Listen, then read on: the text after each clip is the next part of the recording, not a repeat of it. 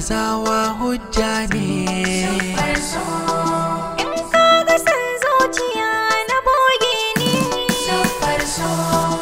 Ololuwar matsayi ya dora ni. Yanayin cikin nishadi ka jefa ni. Kyakkyawan al'amari kun ji bayani.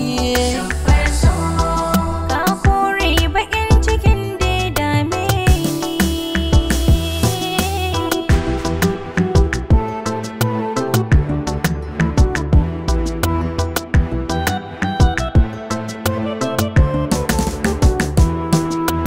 Kullum nishaɗinki nake fata. Ke ce muradi ke ce manufata.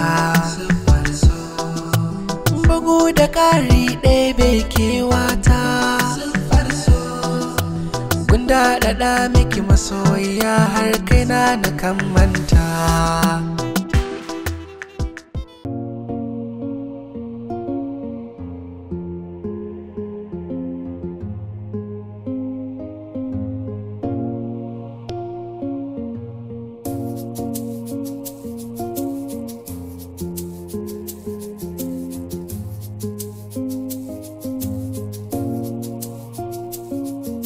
A jimana 'yan mata?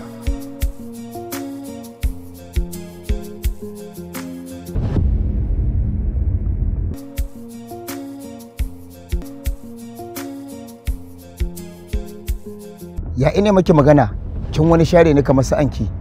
Au, ashe magana kake. Allah mai unguwa. To naga taka kalar sarautar, sai aka yaya. Ke? Kin san wane ne ni ko a unguwan nan? Au kana tunanin ina cikin ƙananan mutanen da basu san zahiri ba sai an nuna musu da hannu? Ko kana tunanin idanuwa na a rufe suke, kunnuwa na an sa musu auduga? Da zan kasa sanin mugun halinka na addaban mutanen da basu shafi rayuwarka ba. To idan ma haka makauniyar zuciyarka ta raya maka, ya kamata hankalinka ya dawo jikinka, ka ƙaryata kanka. Da hatsabibinka wani ya riga ka bin shi a can ya kwana. Kai da mari na za kai? To kar ka fasa. Bismillah da ke ni. Bismillah. Da na babballaki dama ina jeran ganinki a wannan hanyar. Nayi niyyar in babballaki. Ki fita daga sabgata. Ki daina biyowa nan layin baki ɗaya kada in sake ganinki. Idan ko har na ƙara ganinki a wannan layin sai na hukunta ki. Zan hukunta ki, zan miki hukuncin da yayi daidai da ki. To gani a gabanka idan kai har tataccen mara kunya ne. Wanda yake jin rayuwar shi ta gama amfanar gangar jikinsa, to kar ka fasa abin da kai niyya. Sai dai ka sani kai baka isa in nemi hakkina a wurin hukuma ko wasu mutanen ba. Ni da kaina zan nemi hakkina a wurinka. Ni da kaina zan nuna maka kai ba kowa bane a cikin mutane face wanda za a iya yasarwa a kowace bola. Su kuma wa'innan tarkacen mara kunyar ƙaryar ba su isa su hana azabtar maka da rayuwa ba. Ba su isa su kare ka daga hukuncin da zan yi maka ba. Saboda haka ba ni ce zan fita daga sabgarka ba, kai ne za ka fita daga sabgata. Idan kunne ya ji, gangar jiki ta tsira.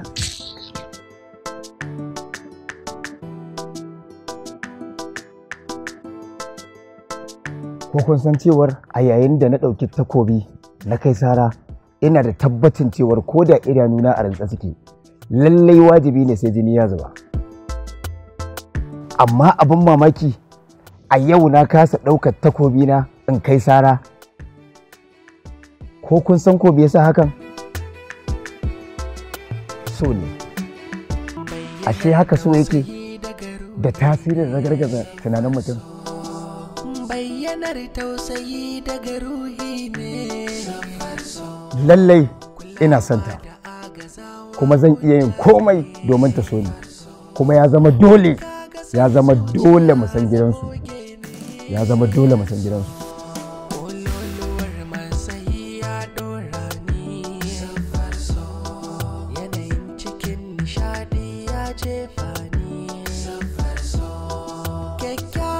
Al'amari kun ji bayani ya kore baki bakin cikin ya kira mata.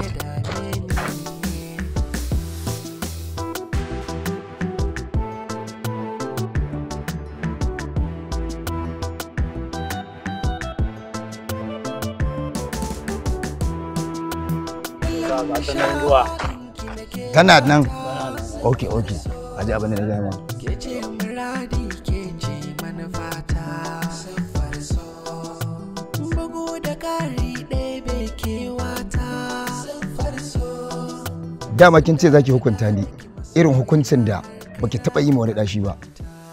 Irin hukuncin da babu wanda zai kubatar da ni. Gane na zo gare ki ina jaddada maki na karɓi dukkan irin hukuncin da kika ga dama yi min. Allah ya zamto gatanki siffar so kar makiya su gaba. In dai akan ki ne na yi saranda na ba da kaina. Ki yadda da ni ɗan mata. Na yi alƙawalin zan yi duk abin da kike so tauraruwar mata. Ƙaunarki ta mamaye dukkan zuciyata. Ina son ki zinariyar mata. Dan tsaya. Da ma ka daina yaudara kanka da wannan ladabin kara. Domin ba zan so ka ba kuma zan taba son ka ba. Ba zan taba amincewa da duk abin da ya fito daga bakinka ba. Domin ba zan taba auren ka ba dan dab. Taurara Amina. Kada ki karasa. Babu abin da ya kamata ki sai ki gode ma Allah da ya yi maki nasibi. Har yau ga Salisu ya rusuna a gaban ki yana neman alfarma. Ki yarda da shi, ki aminta a matsayin mijin da zaki aura. Saurara, kullun da ni da mahaifiyarki addu'a muke Allah ya kawo miki miji na gari kuma mai son ki. Wanda ya san kimar ki, ya san hanyoyin da ya kamata ya rike ki kuma ya zauna da ki. Tunda har Salisu ya zo, ya rusuna a gaban ki, to Allah ya karbi addu'ar mu. Sai mu saurari hukuncinsa tare da sake yi masa godiya. Wallahi baba, tun daga yau na daina harkar daba kwata-kwata ko da ba za ku bani ɗayar ku ba. Ina so ta zama malamata saboda irin hukuncin da ta yi min mai zafi ne. Kullum bana iya bacci tun daga ranar da ta koyan darasi sai na yi ladamar abin da na aikata a baya. Amma sai dai Amina ta hukunta ni wajen hana ni sukuni da rashin walwala. Ba komi tashi. Ka je in an jima sai ka dawo mu ƙara tattaunawa. Ke kuma zo mu ta cikin gida. Bayyanar tausayi daga ruhi ne siffar so. Bayyanar tausayi daga ruhi ne siffar so. Kulawa da agazawa hujja ne siffar so. In kaga san zuciya na boge ne siffar so. Ololuwar masayi Da Allah ku cire hulunan da Allah ku gyara tsayo ku. Ku gyara tsayo ku. Wannan halin da muke aikatawa aikin banza ne mu daina kawai daga yau. Kyakkyawan al'amari kun ji bayani siffar so. Ya kore bakin cikin da ya dame ni. Amincin Allah ya tabbata a gare ki. Matar kirki mai kyakkyawan zuciya. Amin mijin kwarai. Mai karɓar gyaran rayuwa ko da zuciyarsa ba ta so. Har kullum na faɗa maki ki daina ambata min haka. Na tsinci kaina ne a rayuwar da ne a baya saboda rashin mafaɗi. Ashe so ne zai koyar da ni darasin duniya. Tuba nake ranka ya daɗe. Ba zan sake faɗa ba. To yau a makarantar darasi nawa kuka yi? An koyar da mu yadda za a yi kyautata ma matanmu tare da haƙƙin al'umma a kanmu. Sannan an gaya mana cewa babu rayuwar da tafi daɗi irin mutum ya kafu da tauhidi. Kai alhamdulillah. Wai yanzu kina lissafe da saura kwana nawa ne bikin mu? A'a ni ma na wani lissafi. A'a wai da gaske kike ne? Ƙarya ne wallahi. Kenan baka canza ba? A haba ke ma irin dan wasan nan ne kin gane tun kafin mu dan shiga. Bayyanar tausayi daga ruhi ne siffar so. Bayyanar tausayi daga ruhi ne siffar so. Kulawa da agazawa hujja ne.